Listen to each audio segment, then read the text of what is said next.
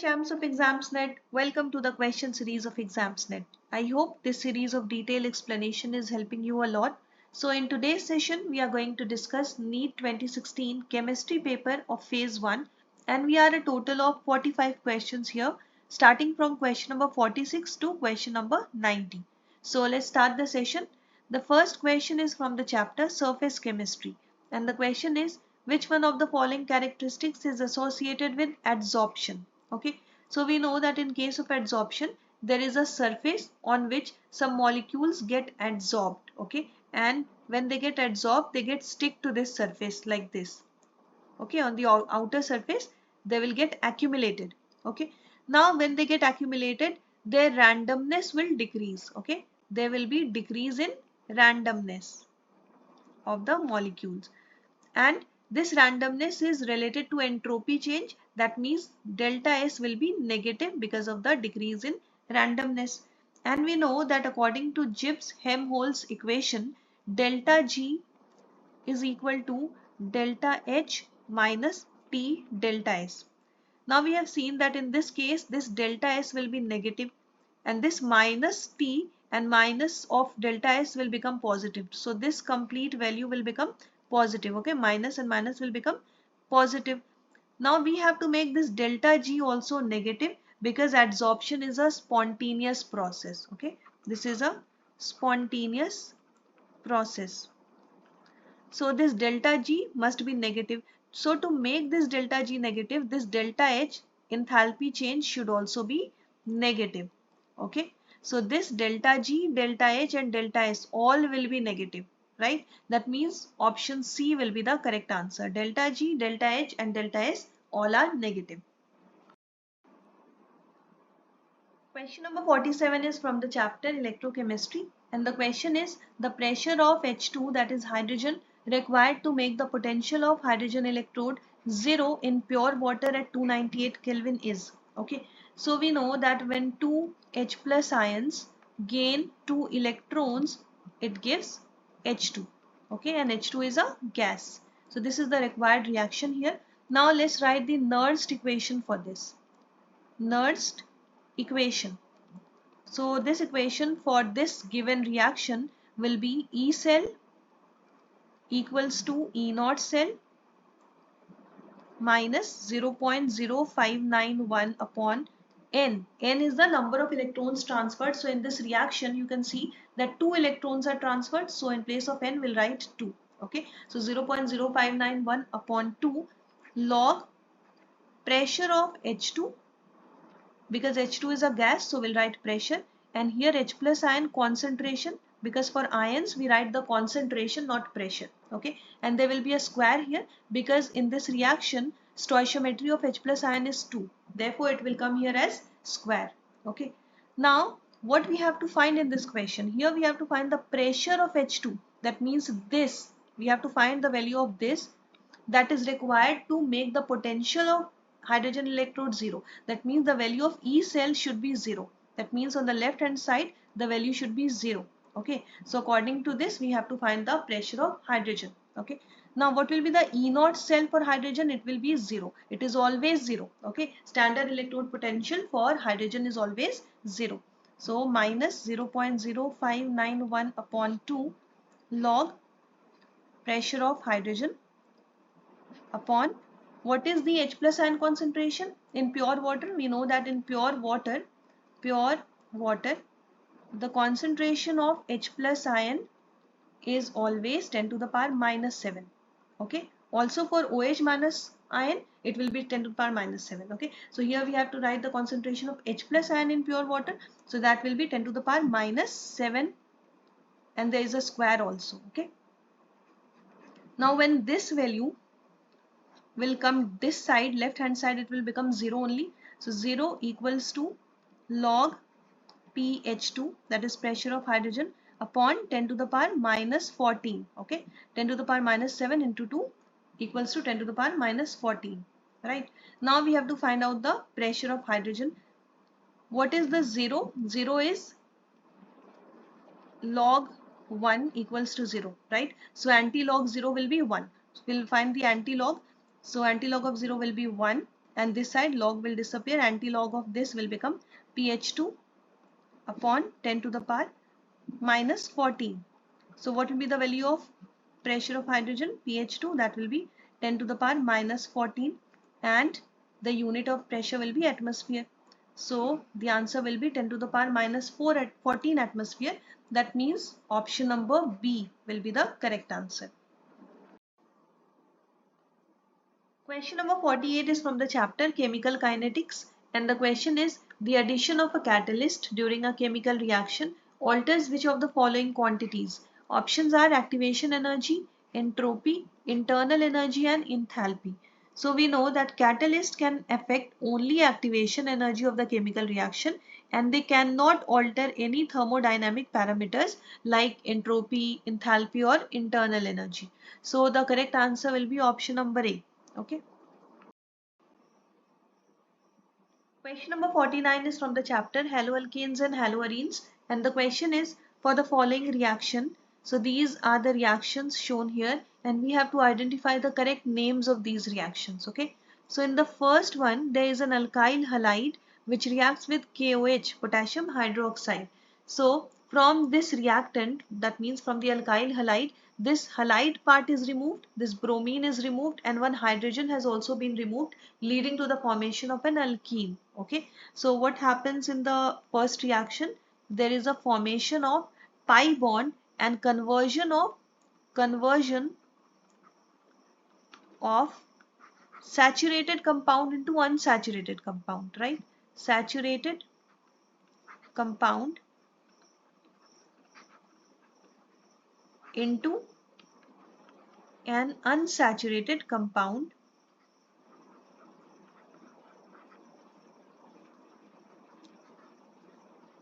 by the removal of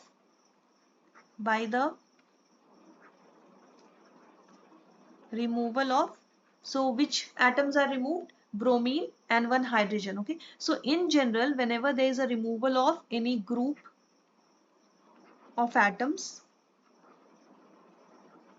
and this leads to the conversion of saturated compound into unsaturated compound, this type of reaction is known as elimination reaction. Okay, elimination reaction.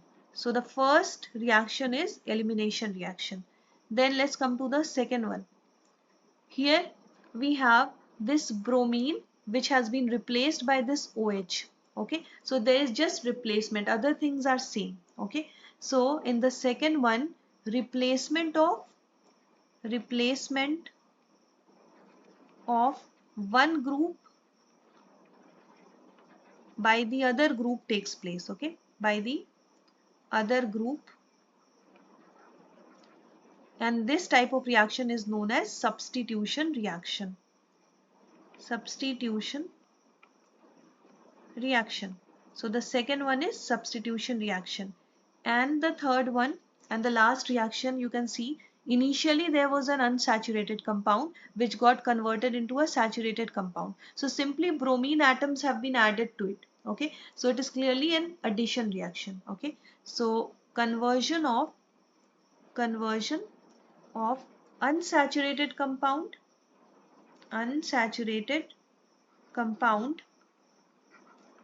into a saturated compound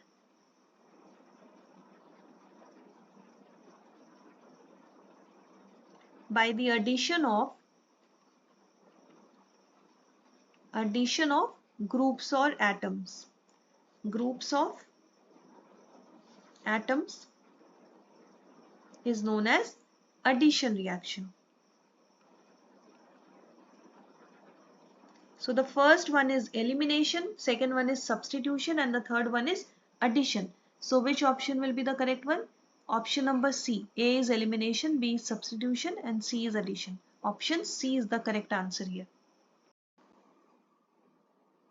Question number 50 is from the chapter Aldehydes, Ketones and Carboxylic Acids, and the question is, the product formed by the reaction of an aldehyde with a primary amine is.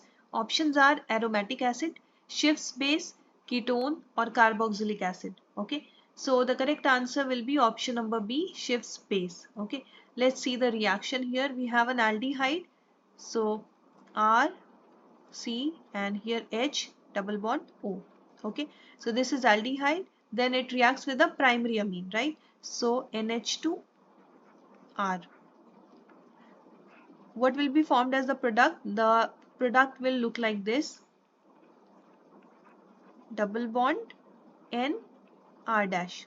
Okay, so this R dash will vary, and this is known as Schiff's base. And this is an example of nucleophilic addition reaction. Okay, and ultimately elimination of water also takes place. So this Schiff's base will be the correct answer. That means option number B will be the correct answer. Question number 51 is from the chapter amines, and the question is: the correct statement regarding the basicity of aryl amines is. First statement is aryl amines are generally more basic than alkyl amines because the nitrogen atom in aryl amines is sp hybridized. So this is an incorrect statement. Aryl amines are less basic. Okay, these are less basic than alkyl amines, not more basic. Let's see how. First we'll draw the structure of alkyl amine and aryl amines. So aryl amines look like this. We have an aromatic ring. Then we have an NH2 attached to it with a lone pair of electron on nitrogen, right? Similarly, in case of alkyl amine, we have an alkyl group and an NH2 group with a lone pair of electron on the nitrogen atom. Now, in the first case, that means in aryl amines, there is a pi electron system in this aromatic ring. Okay, so due to that, that means interacting with that system, this lone pair of electron on nitrogen will get delocalized from here. Okay, so it will not be easily available to donate. Okay, so donation of electron is difficult in this case. Whereas in alkyl amines, this lone pair of electron on nitrogen does not go anywhere. It remains on the nitrogen. Okay, so it is easily to donate. Okay, so donation of electron pair is, in both the cases it will be electron pair. It will be easier as compared to the aryl amine, right? And we know that bases are able to accept the donate the electron pair. Okay, so these are able to donate electron pair. So since alkyl amines are able to donate electron pair easily, therefore it will be a stronger base. Okay, it will be a stronger base as compared to the aryl amines. Okay, stronger than aryl amines. So we can say that these aryl amines are less basic and alkyl amines are more basic. Okay, so first one will be incorrect because it is said that aryl amines are more basic, but we have seen that aryl amines are less basic. Then in the second statement it is given that aryl amines are generally less basic, yes, than alkyl amines because the nitrogen lone pair electrons are delocalized by the interaction with the aromatic ring pi electron system. Exactly. Okay, that is why it becomes less available for donation. Okay, and option number C is also incorrect because it is again saying that aryl amines are more basic, so it is not true. In the last statement also aryl amines are generally more basic, again incorrect. So only option number B will be the correct answer. Question number 52 is from the chapter States of Matter, and the question is: equal moles of hydrogen and oxygen gases are placed in a container with a pinhole through which both can escape. What fraction of the oxygen escapes in the time required for one half of the hydrogen to escape? Okay, so initially there were equal number of moles of hydrogen and oxygen. So number of moles of oxygen was equal to the number of moles of hydrogen. Let's say it was X initially. Okay, both were same. Now how much hydrogen escapes? So number of moles of hydrogen escaped is one half of the total hydrogen. That means X by 2 has escaped. But what amount of oxygen escaped, that we don't know. That we have to find out. We have to find the fraction of the oxygen escaped. That means number of moles of oxygen out of the total number of moles of oxygen present. Okay, out of X. This fraction we have to find. Now we know that according to the Graham's law of diffusion, Graham's law of diffusion, the rate of diffusion rate of diffusion, that is R, is inversely proportional to the square root of molecular mass. Okay, that means rate of diffusion of oxygen by rate of diffusion of hydrogen will be equal to under root the molecular mass of hydrogen by molecular mass of oxygen, because these are inversely proportional, right?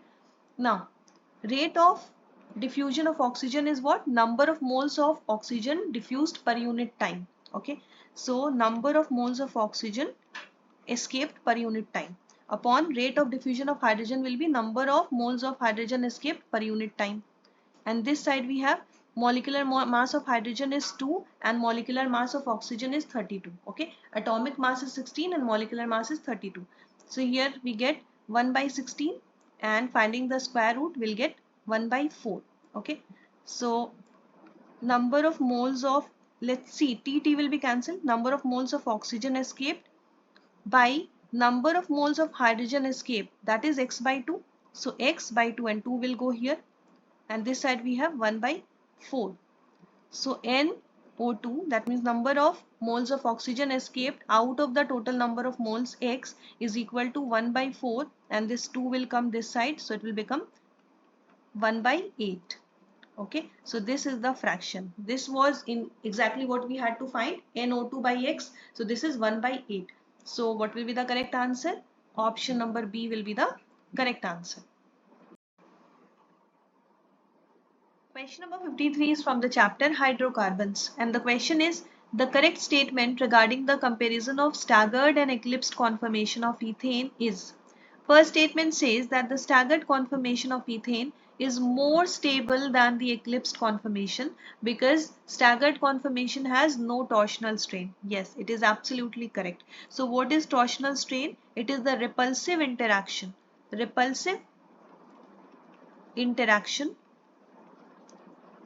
between the electron clouds. Okay, between the electron clouds, and it affects the stability of the conformation.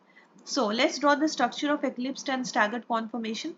So for eclipsed, this is your carbon in the center. We have 3 hydrogens like this and the other 3 hydrogens like this.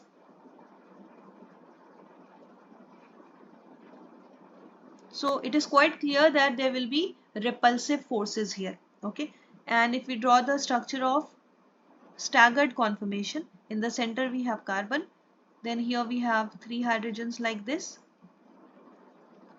and the other 3 will be this much at this much distance from each other. Okay, so we can say that in this case, that means in case of staggered conformation, this is staggered, right? First one was eclipsed. So in case of staggered conformation, electron clouds of carbon hydrogen bonds are as far apart as possible. As far apart as possible. Whereas in eclipse form, they are very close, right? Therefore, in staggered form, what will happen? There will be minimum repulsive forces. Okay, minimum repulsive forces,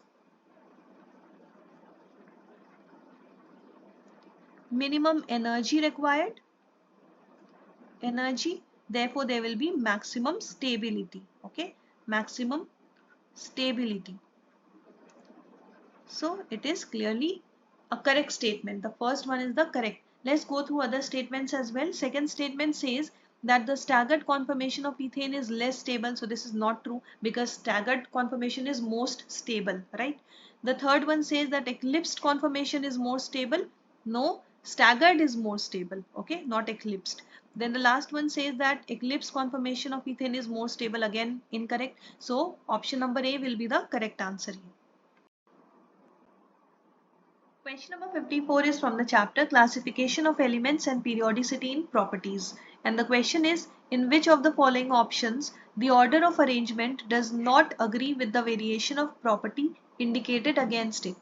So let's check. In the first option we have lithium, sodium, potassium and rubidium, and the metallic radius is increasing in this manner. So this is correct because from lithium to rubidium, we are moving down the group, right? Down the group. And we know that on moving down the group, the atomic radius increases, okay? Atomic radius increases. So this is a correct order of increase of metallic radius. Now let's move to the second option. Here we have aluminium ion Al3 plus, then Mg2 plus, Na plus and fluoride ion. Okay, so from aluminium ion to fluoride ion, the ionic size is increasing. Yes, this is also correct, because we know that all these ions have same number of electrons, 10 electrons. Okay, 10 electrons. That means these are isoelectronic species. Isoelectronic species, all are having same number of electrons, and we know that for isoelectronic species, let's write here, for isoelectronic species,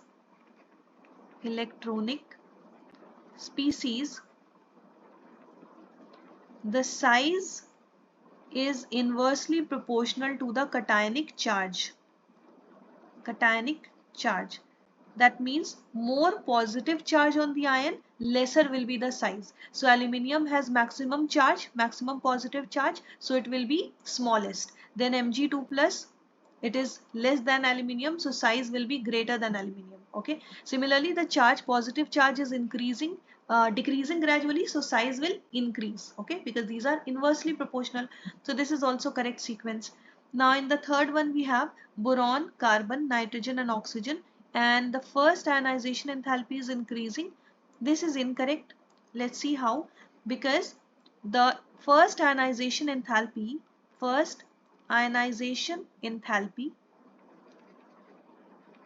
of nitrogen will be more than that of oxygen. Why? Because of half filled p orbital of nitrogen. Okay, half filled p orbital of nitrogen. Okay, it is 2s2 2p3. So 2p3 is half filled, that means more stable. It makes the nitrogen atom more stable, therefore it is difficult to ionize. Okay, therefore option C will not be the correct one. Okay, then the last one we have iodine, bromine, chlorine and fluorine. Okay, so size is decreasing, right? And here it is given that increasing electron gain enthalpy. This is also incorrect, because the electron gain enthalpy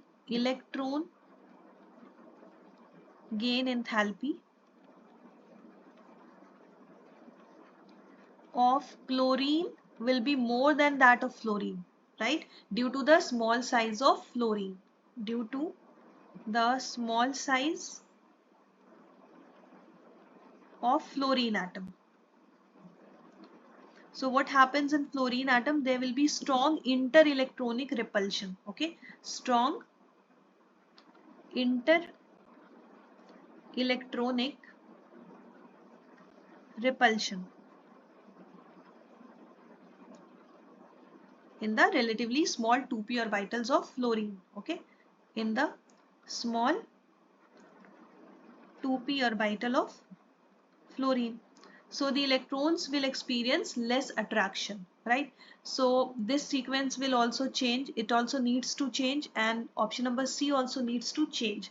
That means both C and D will be the answers here. Okay, both of them will not agree with the variation of property indicated there. Okay, so C and D both should be the answer here. Okay.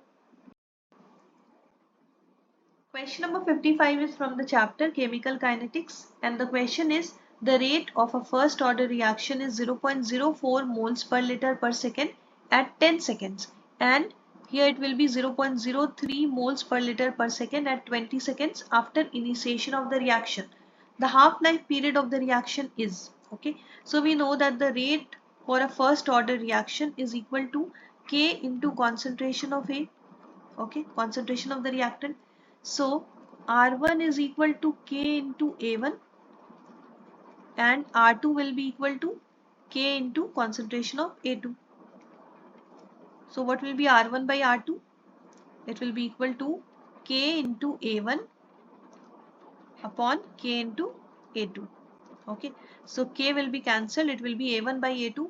What is the A1? Concentration of the reactant in first case, it is 0.04 moles per liter per second, and in second case the concentration is 0.03 moles per liter per second, so it will be 4/3. Okay, so concentration of A1 by concentration of A2 is equal to 4/3.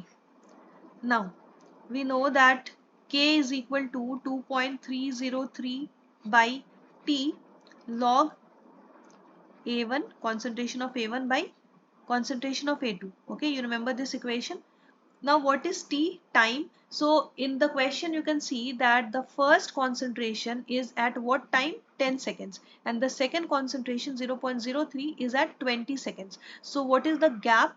Time gap is 10 seconds between these two. Okay, so T is equal to 10 seconds here. T is equal to 10 seconds. So in place of T we'll put 10 seconds. Okay, so let's put the values. 2.303 by 10 log concentration of A1 by concentration of A2 is 4/3. Here we have seen. So log 4/3. Now log 4/3 is equal to log 4/3 is equal to 0.124 approximately. Okay. So we'll put this value log 4/3 equals to 0.124, and on putting this we'll get 0.0285 per second. Okay, the value of K will come as 0.0285 per second. You can solve it and check. Okay, so we have got the value of K, but we have to find the half-life. Okay, so half-life is equal to 0.693 by K. Okay, so you should remember this 0.693 by K, that means 0.693 by 0.0285. Okay, this one, and this per second, so second will go up, it will become 24.3 seconds approximately. Okay, on solving this you'll get this value. So the nearest value in the given options is 24.1 second. Therefore option B will be the correct answer. Question number 56 is from the chapter P block elements, and the question is, when copper is heated with concentrated nitric acid it produces. Okay, so let's see, we have copper and it reacts with 4 moles of nitric acid HNO3, it gives copper nitrate, okay, plus nitrogen dioxide along with water. Okay, water molecules. This NO2 will appear as a brown gas here, brown gas. So what have been obtained? Copper nitrate CuNO3 2 and nitrogen dioxide NO2.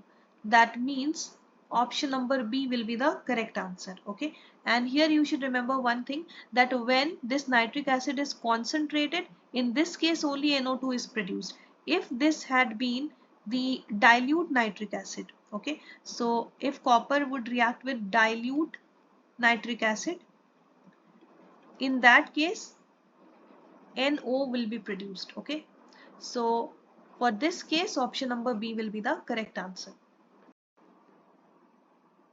Question number 57 is from the chapter Biomolecules, and the question is, in a protein molecule various amino acids are linked together by, options are dative bond, alpha glycosidic bond, beta glycosidic bond and peptide bond. So this is a very simple question. We know that the amino acids in protein molecules are linked together by peptide bond. Okay, so let's see an example here.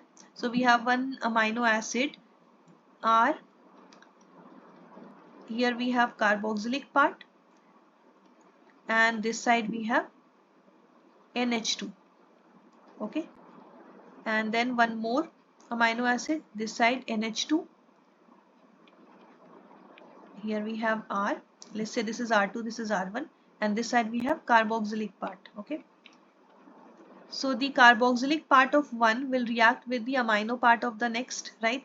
So there will be reaction between these two. Okay, so one of the hydrogens from here will be removed and this OH will be removed. Okay, so there will be removal of water molecule. Okay, H2O. So what kind of bond will be formed? This side H2N, this is R1. So here only C double bond O will be left because OH has been removed, and this side one hydrogen has been removed, so NH will be left only, and there will be a bond formation between these two. Okay, this is the peptide bond formation, and the rest of the things will remain same. So this is your peptide bond. Therefore, which is the correct answer? Option D is the correct answer. Question number 58 is from the chapter Surface Chemistry, and the question is, fog is a colloidal solution of. Options are gas in gas, liquid in gas, gas in liquid, and solid in gas. So we know that this is an example of liquid in gas, right? Where the dispersed phase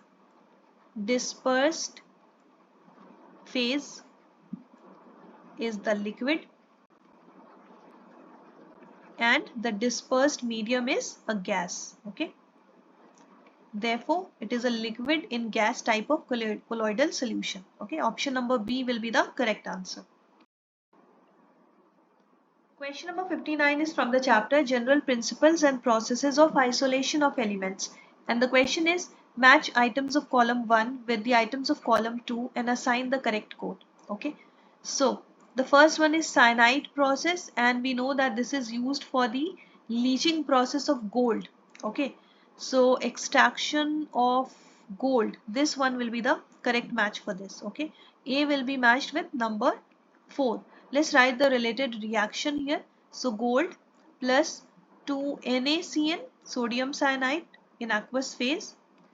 So this reaction will give AuCN minus Cn2 minus Na plus. Okay, this complex is formed here. Now the second one is froth flotation process, and this is related to the dressing of zinc sulfide. This is already matched here. Okay, so B will be matched with number 2. Okay, this is applicable for concentration of sulfide ores. Now the third one is electrolytic reduction, and we know that this is used for extraction of aluminium. So this is also correctly matched. C will be matched with number 3. And the last one is zone refining. Zone refining is used for the purification of silicon, germanium, etc. Okay, so ultra pure germanium, this is obtained using zone refining. So the correct match for D will be number 1. So according to this, the correct answer will be second number B. Okay, the match for A is 4, then B is 2, C 3, and D 1. So option B will be the correct answer.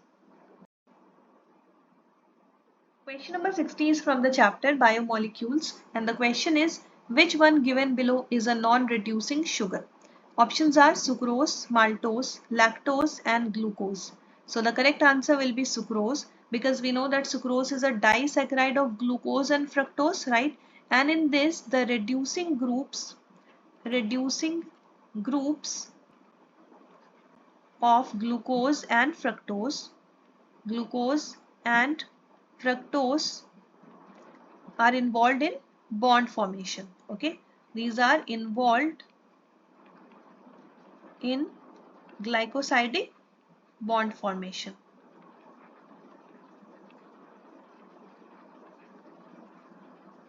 So these reducing groups are not free, therefore these are unable to reduce. This makes sucrose a non-reducing sugar, whereas maltose and lactose are reducing sugars. These are reducing disaccharides. Okay, these are also disaccharides, but these are reducing in nature. And glucose is a monosaccharide, so definitely there is no bond formation here. So the reducing group is free. So the only non-reducing out of the given one options will be the first one, sucrose. So option A will be the correct answer. Question number 61 is again from the chapter Biomolecules, and the question is, the correct statement regarding RNA and DNA respectively is. Option A, the sugar component of RNA is 2-deoxyribose. No. And the sugar component of DNA is arabinose. Absolutely incorrect. Then the second one is, the sugar component of RNA is arabinose and the sugar component of DNA is 2-deoxyribose. This is also incorrect. Third one is, the sugar component of RNA is ribose and the sugar component of DNA is 2-deoxyribose. Yes, this is correct. Okay. So what sugar is in RNA? Ribose sugar. and in case of DNA it is 2-deoxyribose, right? The last one is the sugar component of RNA is arabinose, not arabinose, it is ribose, okay, and that of DNA is 2-deoxyribose. So the only correct option is option number C. Question number 62 is from the chapter thermodynamics, and the question is the correct thermodynamic conditions for the spontaneous reaction at all temperatures is. So we know that for a spontaneous reaction, delta G of the reaction should be negative, okay, and you know the reaction delta G equals to delta H minus T delta S. So for spontaneous reaction, delta S should be positive, right? It should be positive and delta G should be negative. So in order to make delta G negative, this delta H should also be negative, okay. So which option will be the correct one? Option number D, delta H should be negative and delta S should be positive, okay. So this will be the correct answer. Question number 63 is from the P block elements, and the question is which is the correct statement for the given acids. First one is that phosphinic acid is a diprotic acid. No, it is a monoprotic acid, okay, and phosphonic acid is a monoprotic acid, so this is incorrect because this is a diprotic acid. Then the next one is phosphinic acid is a monoprotic acid. Yes, while phosphonic acid is a diprotic acid. This is correct. Okay. C and D are incorrect because these both are not diprotic and not triprotic either. So let's see the structure of phosphinic acid first. Phosphinic acid. So we have a phosphorus here, then a double bond O, two hydrogens will be there and one OH will be there. Okay. Now what is meant by monoprotic? Protic means that the number of hydrogen or proton that are transferable. Okay. So monoprotic means only one proton is transferable. Okay. So monoprotic means one transferable proton, and diprotic means two transferable protons. Okay, protons. So in this phosphinic acid, how many transferable protons are there? Only one. Okay, because this hydrogen of OH will be transferred only, not the hydrogens which are directly bonded with phosphorus. That you have to remember. The transferable hydrogen is the one which is bonded to oxygen. Okay, so the OH one. So this is monoprotic in nature because there is only one transferable hydrogen. Okay, monoprotic, only one transferable proton. Whereas if we see the structure of phosphonic acid,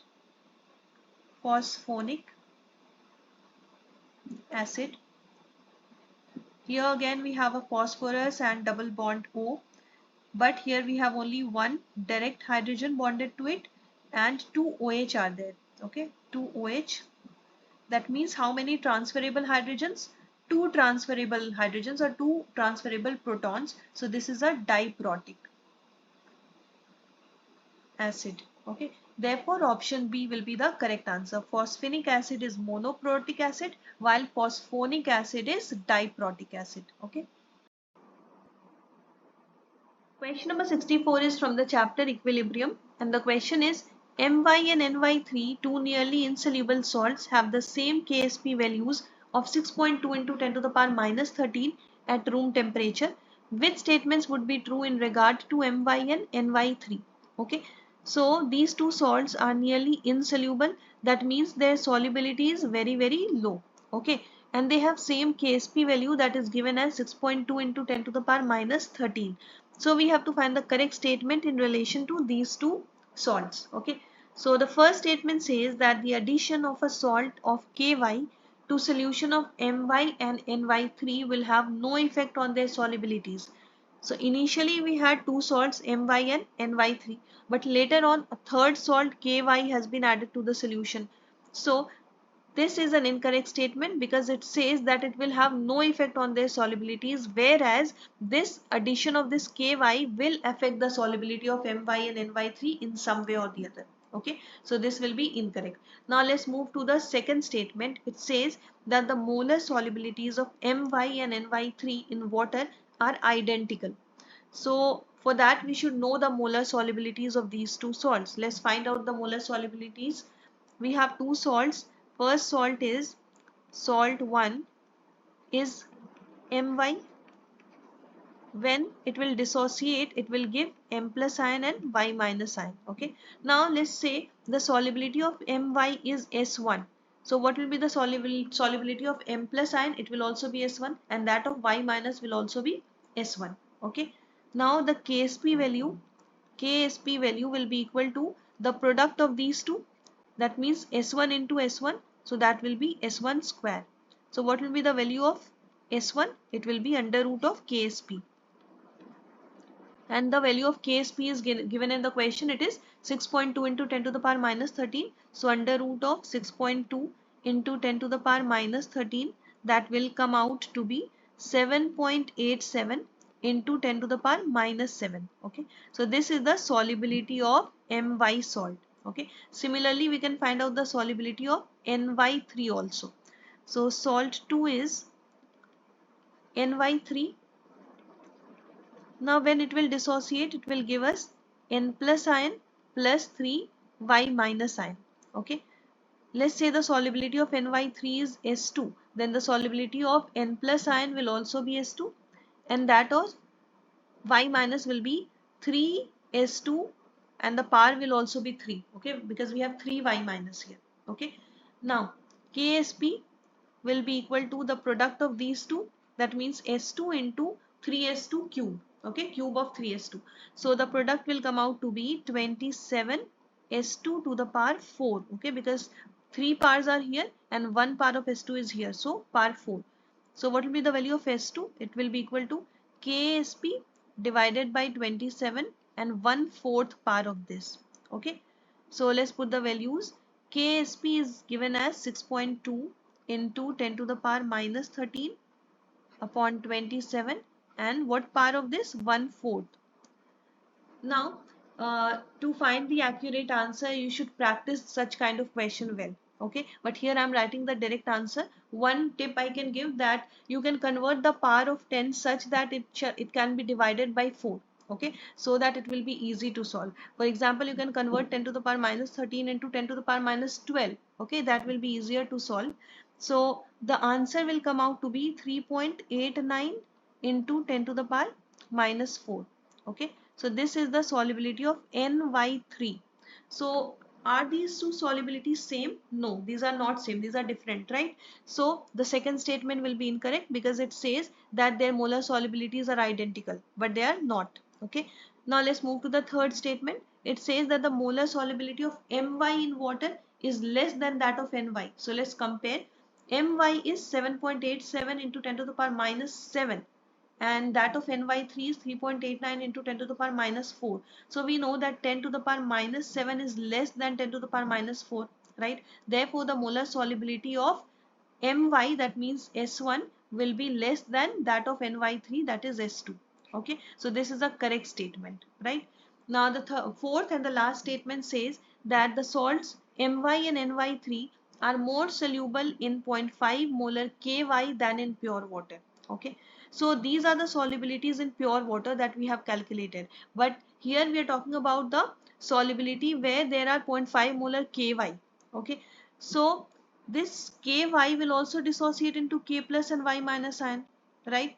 So this Y minus ion is present in My also, and the solution of Ny3 also. Okay, so this is a common ion, right? This is a common ion, and we know that due to the common ion effect, the solubility decreases. Okay, so solubility will decrease. So they will not be more soluble, they will be less soluble if Ky is added to the solution. Okay, so this is again an incorrect statement. The only correct statement is the third one, so option C will be the correct answer. Question number 65 is from the chapter Chemistry in Everyday Life, and the question is, which of the following is an analgesic? Okay, so what are analgesic?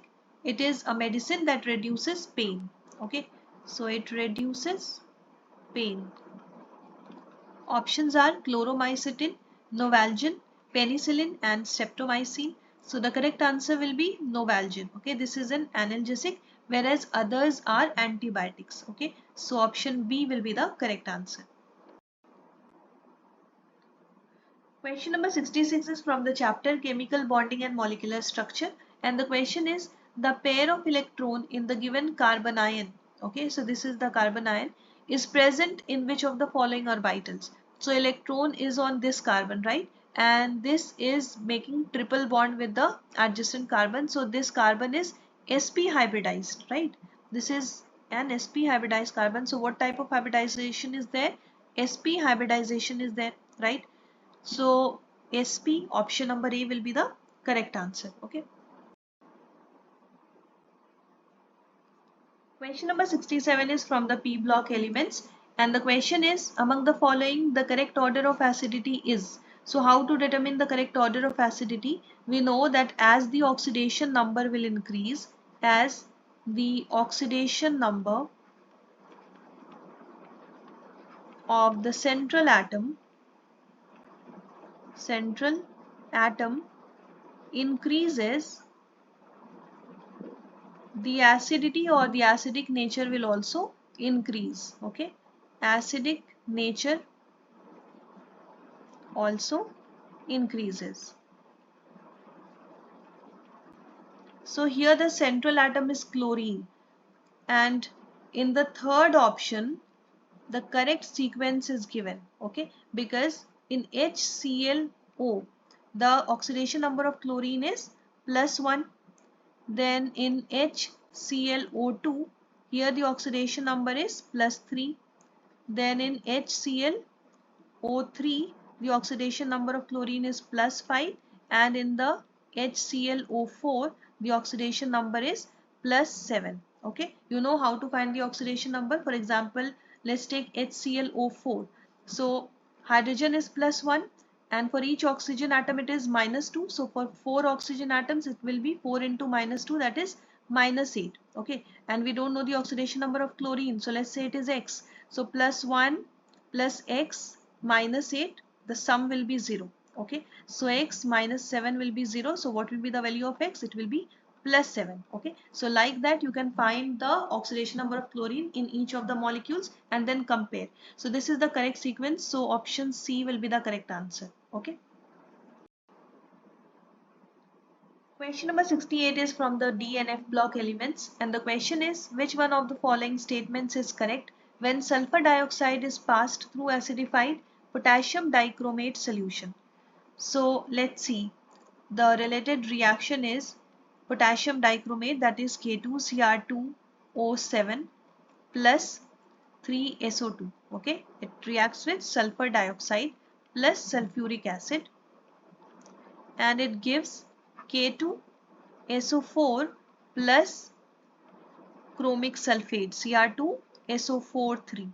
Okay, this is chromic sulfate plus water molecules. Now this chromic sulfate gives green color. Okay, whereas this potassium dichromate was orange in color.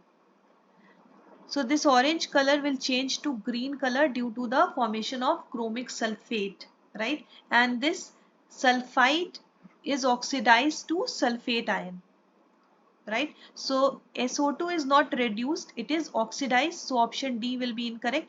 The solution is not decolorized. So option C is also incorrect. It got converted into green color, right? It also does not turn blue. So B is also incorrect. Option number A will be correct. Green chromic sulfate is formed. Okay.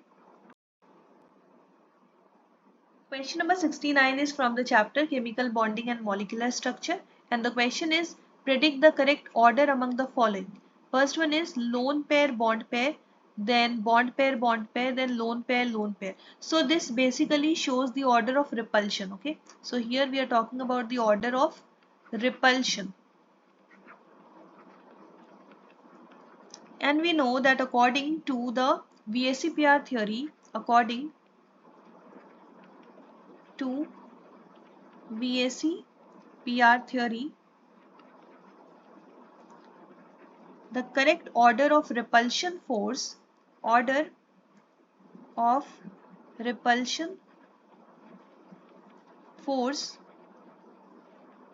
is lone pair maximum repulsion, okay, then lone pair bond pair, and then minimum repulsion is in bond pair. Okay, so as we move from lone pair to bond pair, the repulsion decreases. Okay, so the correct order should be second one, lone pair maximum, then lone pair, and then bond pair. Okay, so option number B will be the correct answer. Question number 70 is from the chapter Structure of Atom, and the question is two electrons occupying the same orbital are distinguished by option A spin quantum number, option B principal quantum number, option C magnetic quantum number, and option D azimuthal quantum number. So this is very simple. We know that when two electrons are in the same orbital, then they can be distinguished by their spin quantum number. Okay, first one, because the electrons will have two opposite spins, one will have plus and the second will have the in minus spin. Okay, so option A will be the correct answer. Question number 71 is from the P block elements, and the question is the product obtained as a result of a reaction of nitrogen with calcium carbide is. Okay, so let's see, when calcium carbide CaC2 reacts with nitrogen, it gives calcium cyanamide, okay, CaCN2 plus carbon mixture. Okay, and the reaction takes place at a high temperature around 1100 degrees Celsius. Okay, now here in the given options, calcium cyanamide is not mentioned anywhere. Okay, this is CaCN2, but Cn is under bracket, which should not be the correct one because C should not be under bracket. Okay, so none of the above will be correct. Okay, if it would be CaCN2 like this, then it would be the correct answer. Okay, but here option number E will be the correct answer.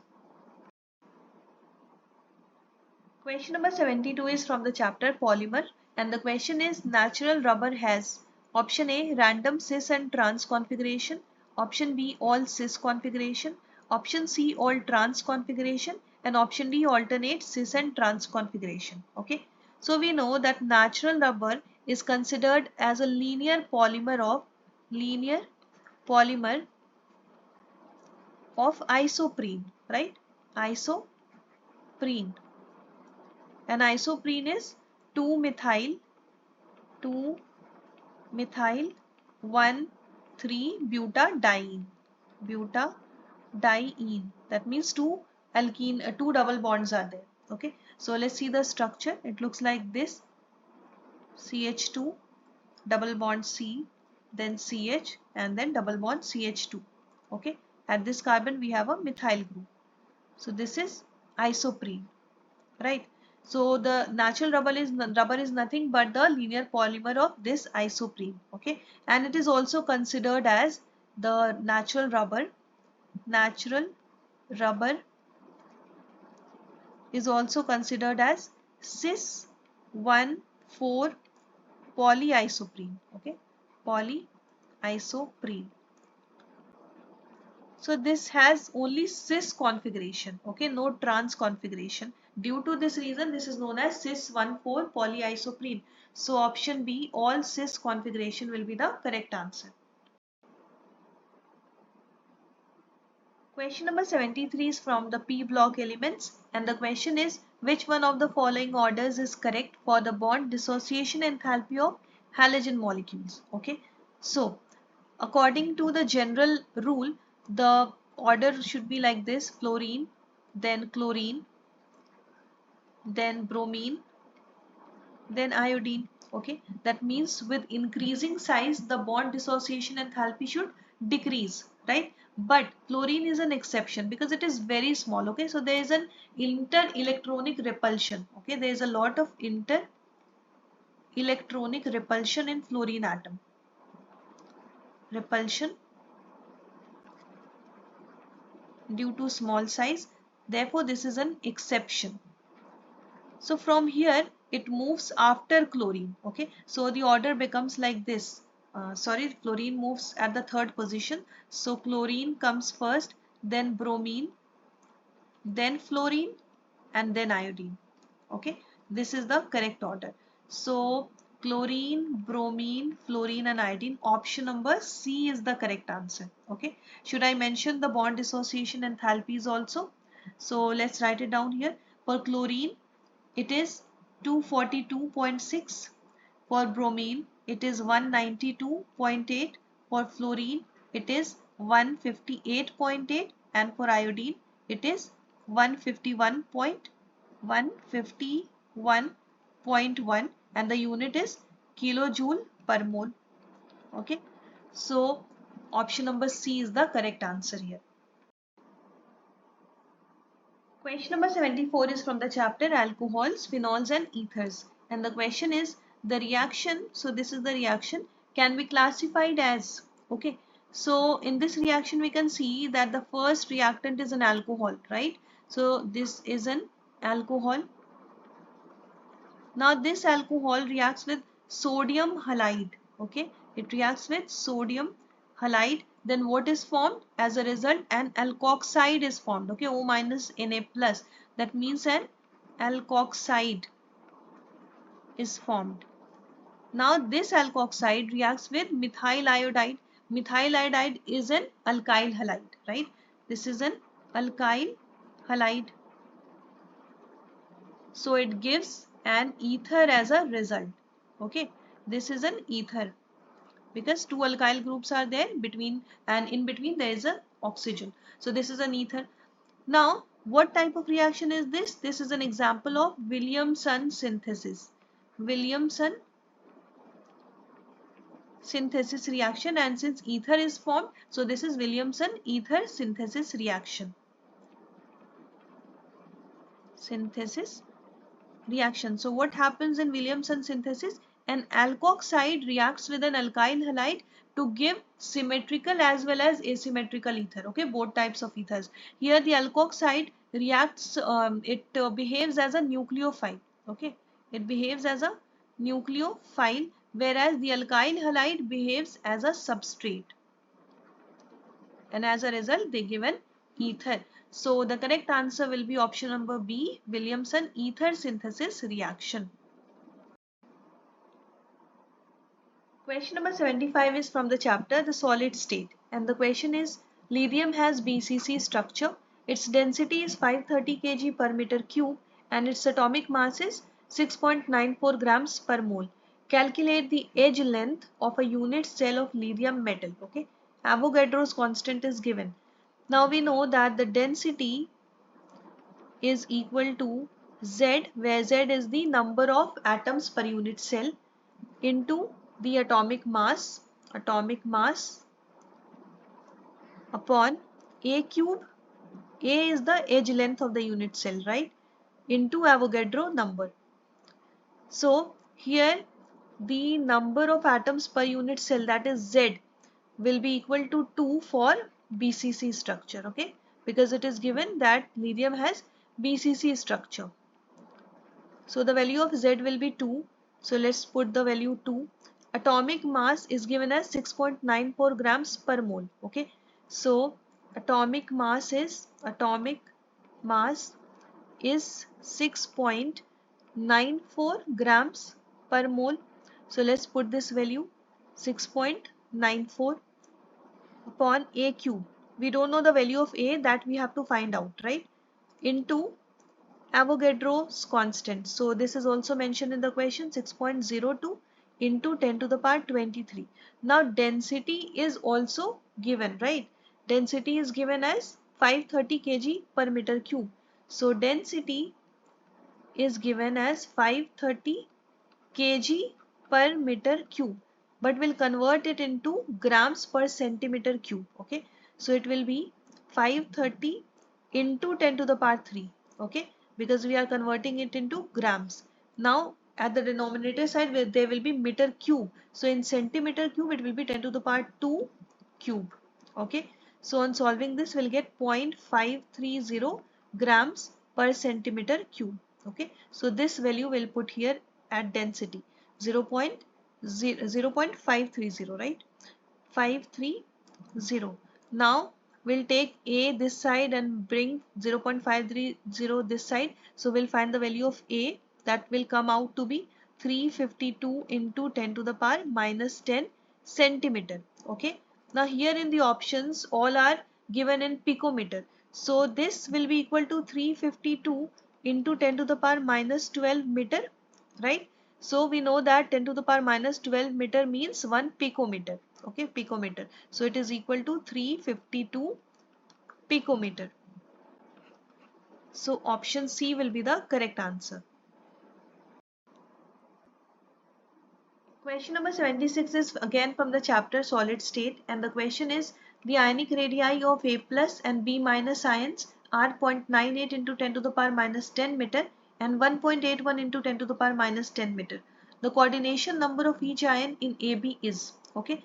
So for this you should know the concept of limiting radius ratio, okay, so that you should study. And here to find the coordination number, first we find the ratio of radii. Okay, so radius of the cation A plus by radius of the anion B minus is equal to 0.98 into 10 to the power minus 10 meter upon 1.81 into 10 to the power minus 10 meter, right? So meter cancelled and 10 to the power minus 10 also cancelled.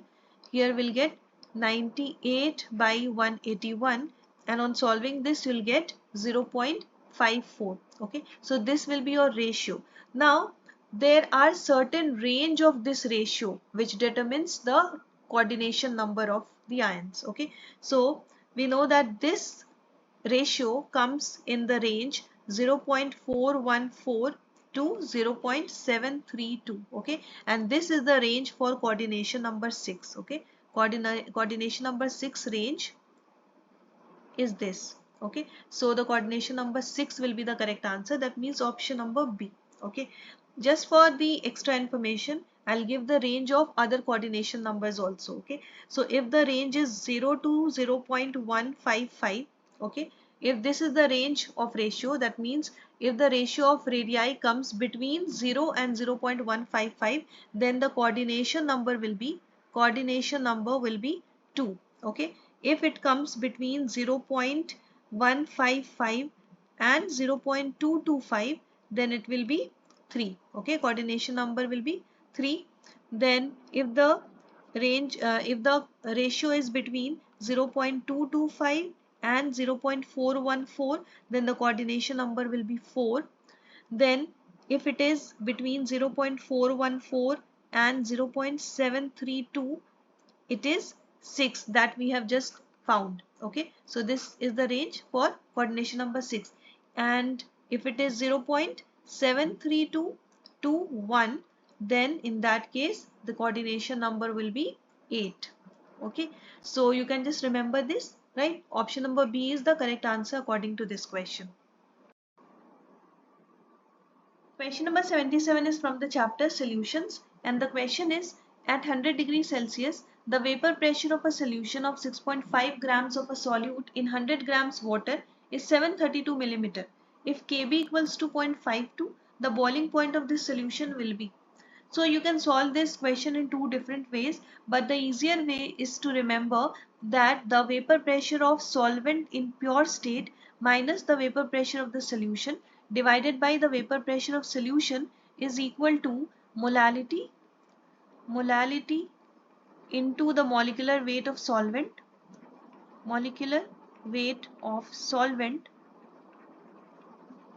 divided by 1000. Okay, so you have to remember some important formula. Now here, what is the vapor pressure of solvent in pure state? Solvent here is water. So we know that the vapor pressure of water in pure state is 760 millimeter Hg. Okay, 760 minus vapor pressure of the solution. So it is given in the question, it is 732 millimeter. So 732 divided by 732, okay, equals to molality. So let's write small m for molality, that will find out into molecular weight of the solvent. So solvent is water. What is the molecular weight of water? It is 18 divided by 1000. So from here we can find out the value of molality, and on solving this it will come out to be 2.12. Okay, this is the value of molality. Now using this we know that the change in temperature, change in boiling point is equal to molality into the Kb. Okay, so the molality is 2.12 into Kb value is also given here 0.52. So this is equal to 1.105. This is the elevation in boiling point. Okay. Now what is elevation in boiling point? That is delta TB, that is equal to the boiling point of the solution minus boiling point of water, that is solvent. Okay. So boiling point of the solution minus boiling point of water is equal to 1.105 from here. Okay. Now what we have to find here? We have to find the boiling point of solution, right?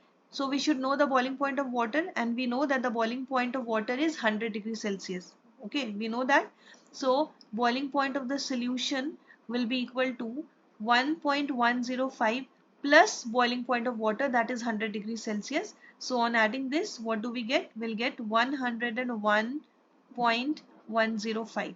Okay, so 101 will be the nearest value. So option B will be the correct answer. Question number 78 is from the chapter D and F block elements, and the question is the electronic configuration of europium, gadolinium and terbium are. Okay, atomic number of europium is 63, that of gadolinium is 64, and that of terbium is 65. So we have to find the correct electronic configuration. Okay, now we know that the electronic configuration of europium is that of xenon and 4f7 6s2. Okay, then the electronic configuration of gadolinium is again xenon and then 4f7 5d1 and 6s2, and finally the atomic this electronic configuration of terbium is that of xenon 4f9 and 6s2. So let's see, the first one is xenon 4f7 6s2. So this is correct. Then for gadolinium it is 4f7 5d1 6s2. This is also correct. And the last one is xenon 4f9 6s2. This is also correct. So first option is correct. In the second one, first one is correct, but second one is incorrect. It is not 4f8. Okay. Then in the third one also we have the first one only incorrect. There is no 5d1 in europium. Okay. Similarly, the last one also, this is incorrect. So only correct option is option number A.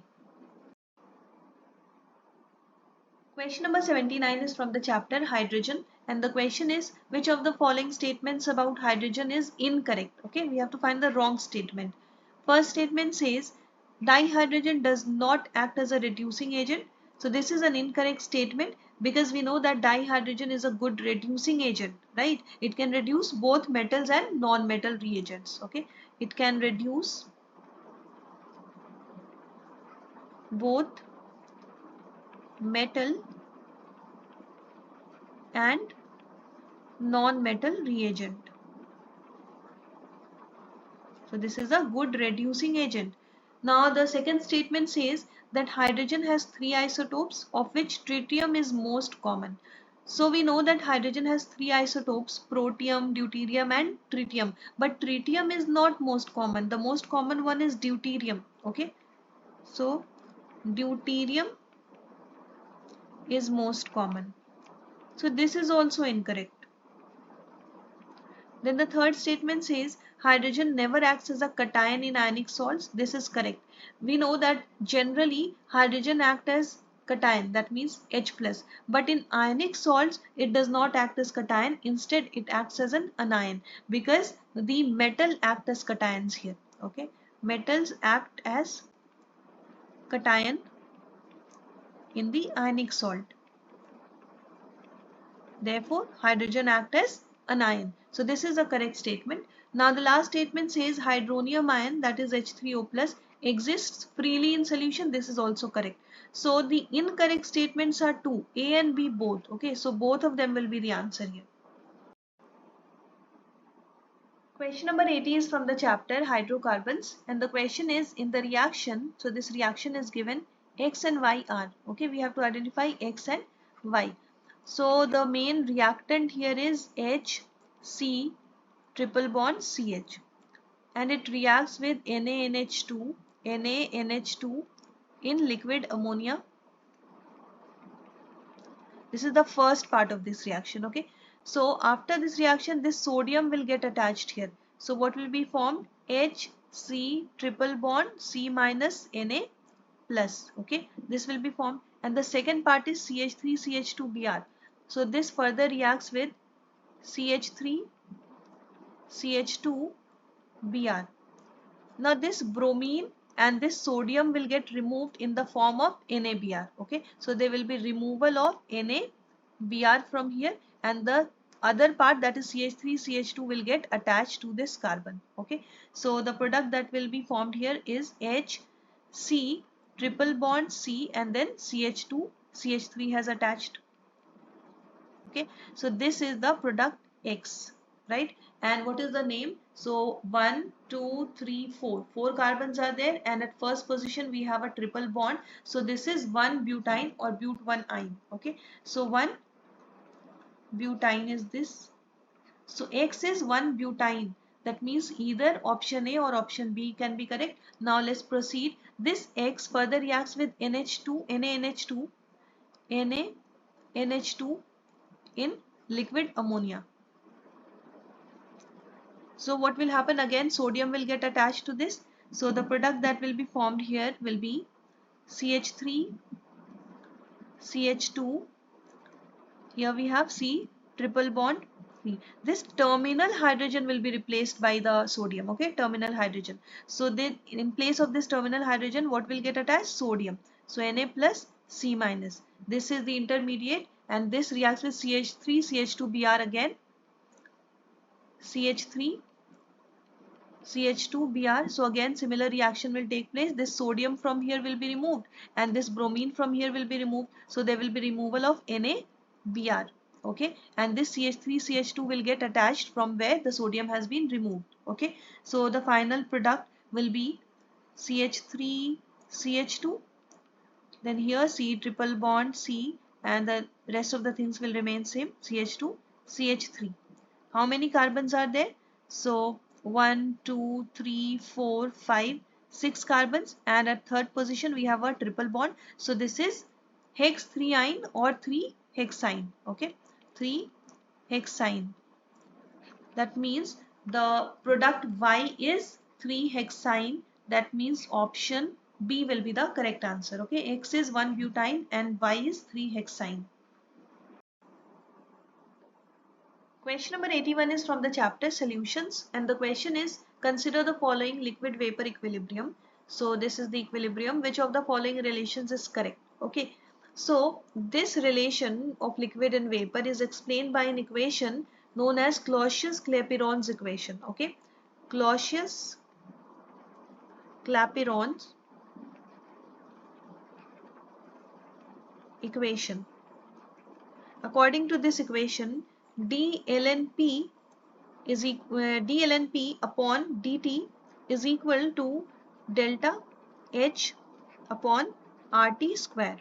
Okay, where P is the pressure, T is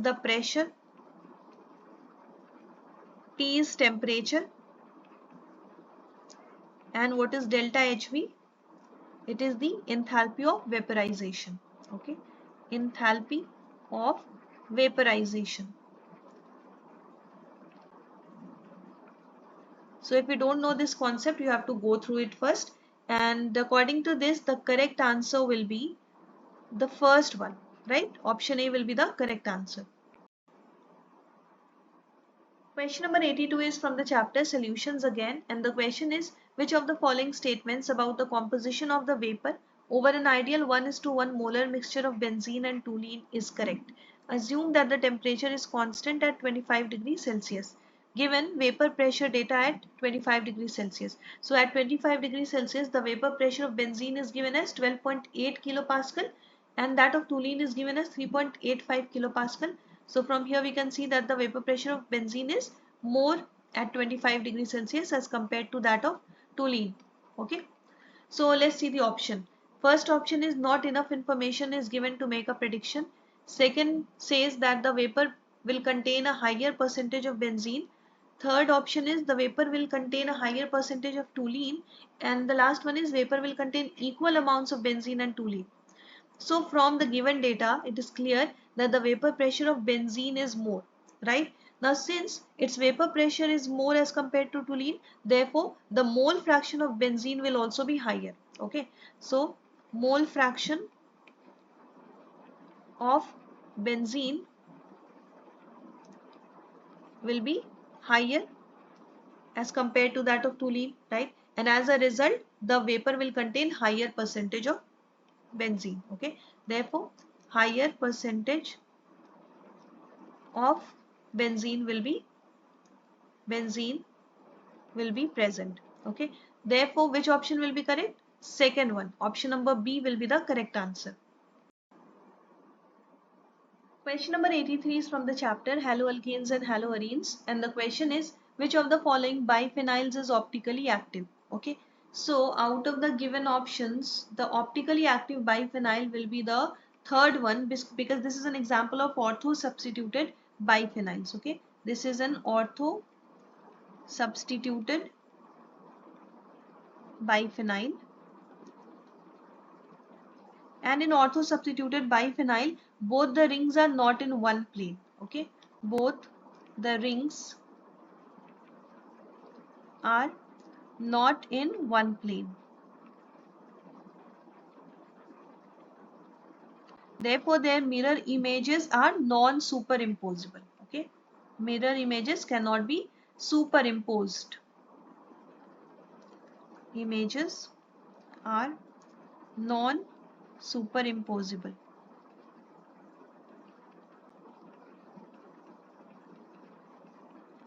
So it makes them optically active. Optically active. Therefore option C will be the correct answer. Question number 84 is from the chapter aldehydes, ketones and carboxylic acids, and the question is which of the following reagents would distinguish cis cyclopenta 1,2-diol from the trans isomer? Okay, options are aluminium isopropoxide, acetone, ozone and MnO2. So the correct answer will be option B, acetone, because it is able to react with the cis cyclopenta 1,2-diol, but it is not able to react with trans isomer. Okay, so let's draw the structure. Here we have penta, that means 5 sides, and 1,2-diol, that means OH. So cis isomer means these are present on the same side. Okay, so it will react with the acetone. Acetone is C double bond O, and then 2 methyl groups are there. So what happens? This oxygen of the acetone and these two hydrogens of this cis cyclopenta 1,2-diol will get removed from here. Okay, so what will be formed? The product will look like this. Here we have oxygens and then carbon with 2 methyl groups. Okay, because water molecule has been removed from here. Whereas if we talk about the trans isomer, it looks like this. Here we have these two groups on opposite sides, okay, not on same sides. This is the trans isomer, and here acetone is not able to react with it. Okay, in this way it is able to distinguish between these two types of isomers. So option B will be the correct answer. Question number 85 is from the chapter aldehydes, ketones and carboxylic acids, and the question is the correct statement regarding a carbonyl compound with a hydrogen atom on its alpha carbon is. So the first option is a carbonyl compound with a hydrogen atom on its alpha carbon rapidly equilibrates with its corresponding enol, and this process is known as keto-enol tautomerism. Okay, so this statement is absolutely correct. Let's take an example of carbonyl compound. So we'll take acetaldehyde. Okay. So acetaldehyde is CH3, CHO. Now it has an alpha hydrogen, right? One of the hydrogen on this carbon is alpha hydrogen. So that alpha hydrogen will move, okay? And its enol form will look like this, CH2, CHOH, okay? This is the enol form, right? So there will be an equilibrium between these two, okay? That means this carbonyl compound, this acetaldehyde has an alpha hydrogen and it will equilibrate with its corresponding enol form, and this process is known as ketoenol tautomerism. Okay, ketoenol tautomerism. So what happens? There is an interconversion of the two forms which involves the movement of alpha hydrogen and the shifting of bonding electrons. Okay, so there is movement of alpha hydrogen and there is shifting of bonding electrons as well. So option A will be the correct answer. Question number 86 is from the chapter Chemical Bonding and Molecular Structure, and the question is, consider the molecules methane, ammonia and water. Which of the given statement is false? So the first statement says that the HCH bond angle in methane is larger than HNH bond angle in ammonia. So for that we should know the bond angle, right? So let's see. First one is methane. Hybridization is sp3 and the structure is C carbon, then one hydrogen this side and three hydrogen this side.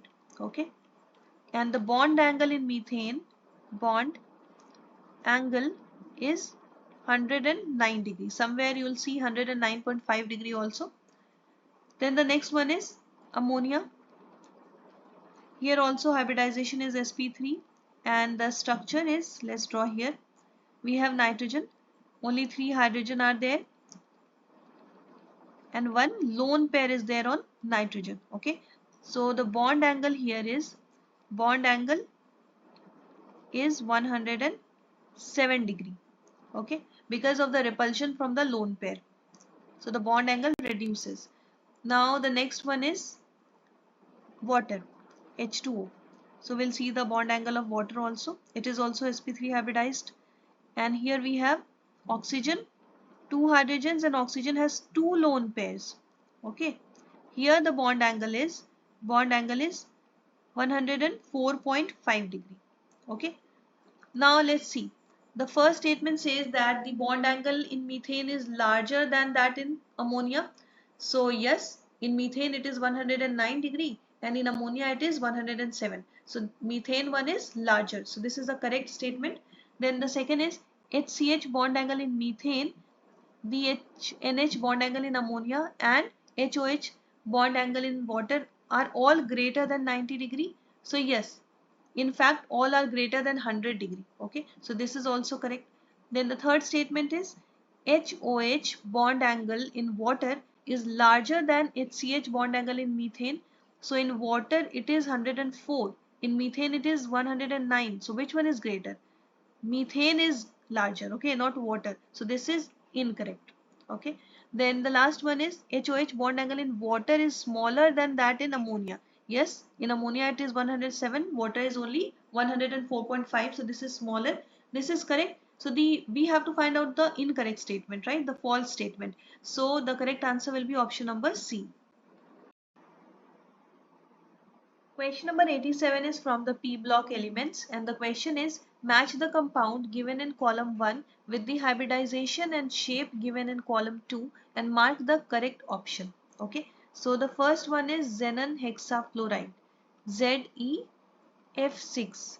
Okay, so let's see what is the hybridization of xenon hexafluoride. It is sp3d3. Okay, and it shows a distorted octahedral shape. Okay, distorted octahedral. Let's see the structure here. This is xenon. 6 fluorine atoms are attached to it. So one fluorine here, then one here, two like this and two others like this. Okay, Then there is a lone pair of electron also. So due to this shows a distorted octahedral shape. That means the correct match for A will be number 1. Okay, this is already matched here. Okay, now the second one is ZeO3. Okay, so it has the hybridization sp3 and the shape is pyramidal. Okay, pyramidal. Let's see the shape here, structure. This is xenon. We have 3 oxygen atoms attached to it by double bonds, and then one lone pair of electron is also there. Okay, this is the shape of ZeO3. So the correct match for B will be third one. Okay, pyramidal shape. Then the third one is ZeOF4. What is the hybridization? Hybridization is sp3d2 and the shape is square pyramidal. Okay, square pyramidal. So we have xenon here, then we have fluorine, fluorine. Okay, so there are 4 fluorine like this. Okay, and then one oxygen is also there by double bond and one lone pair of electron is also there. Okay, this is square pyramidal. So the correct match for C will be number 4. Okay, square pyramidal. And the last one is ZeF4. This is also sp3d2, but the shape is square planar. Square planar. Let's see the structure here. This is Ze. Similarly, here also there are 4 fluorine atoms, but here there are 2 lone pairs of electrons. Okay, one pair on the top and one pair just opposite to it. Okay, therefore the shape is square planar, not square pyramidal. So the correct match for D will be number 2. Okay, so according to this, the correct option will be option number B. Okay, option B will be the correct answer. Question number 88 is from the chapter Hydrocarbons, and the question is, consider the nitration of benzene using mixed sulfuric acid, concentrated sulfuric acid and nitric acid. If a larger amount of KHSO4 is added to the mixture, the rate of nitration will be. Okay, so see what kind of reaction will take place. First we have sulfuric acid and nitric acid, right? So we'll see the reaction of these two. H2SO4 plus HNO3, right? Sulfuric acid and nitric acid. So this reaction will give us NO2 plus, which will act as an electrophile. Okay, so this is the electrophile here. So in this reaction an electrophile is generated, which will later attack the benzene ring. Okay, in addition to that we have HSO4 minus ion plus H3O plus ion. Okay, now if we balance the reaction, we have 2 here and 2 here. Okay, this is the balanced reaction. Now we have to add a larger amount of KHSO4.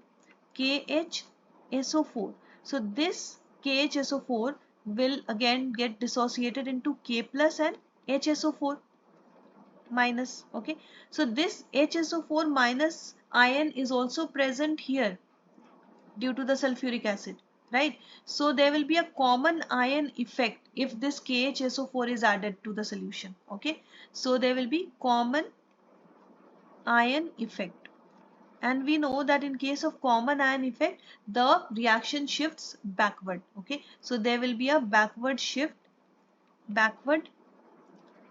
in the reaction due to what? Due to this common ion effect, right? And therefore lesser amount of electrophile will be generated. Okay, lesser amount of electrophile, that is NO2 plus, will form or will generate. So we can say that the rate of the reaction will get slower or faster. It will get slower. Okay, so option C will be the correct answer. Question number 89 is from the S block elements, and the question is, which of the following statement is false? Okay, so the first statement says that Magnesium ion Mg2 plus ions are important in the green parts of the plants. Yes, this is a correct statement, right? Then the next one is magnesium ions from a complex with, they form a complex with ATP. This is also correct. Then the third one is calcium ions are important in blood clotting. Yes, calcium ions are important in blood clotting. And then the last one is calcium ions are not important in maintaining the regular beating of heart. This is incorrect because these are very important in maintaining the regular beating of the heart. Okay, so the only false statement is option D, so it will be the answer here. Okay.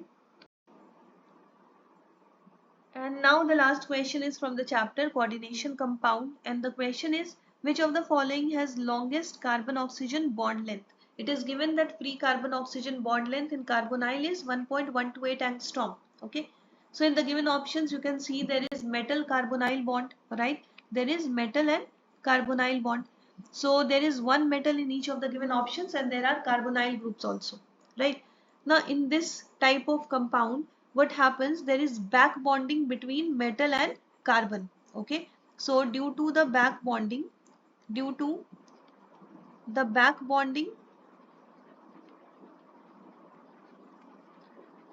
metal and carbon, the bond length between carbon and oxygen increases. Okay, so bond length between carbon and oxygen increases. Now, how to determine in which compound there will be maximum back bonding? So that depends on the negative charge of the metal. Okay, so more the negative charge on metal,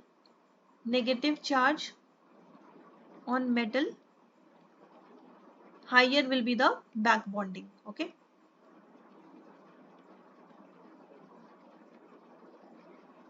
and when back bonding is higher, then the bond length will be longer. Okay, so more will be the bond length between carbon and oxygen. Okay, so let's see, in the first option we have manganese which has +1 charge. In the next, nickel has 0 charge, it is neutral. Third one, cobalt, it has -1 charge. And the last one is iron, it has -2 charge. Okay, so which one has maximum negative charge? Last one, iron has. Okay, so maximum negative charge, that means there will be highest back bonding in this case, and due to that it will have longest carbon oxygen bond length. Okay, therefore option D will be the correct answer. So here we complete all the chemistry questions from NEET 2016 paper of phase 1. Okay, so that's it for today. We'll be back with another session soon. Till then, keep learning, keep scoring high. For a better understanding, I would suggest you to practice same questions from our website www.examsnet.com, and for more information, download our app from the link given in the description box. Thank you.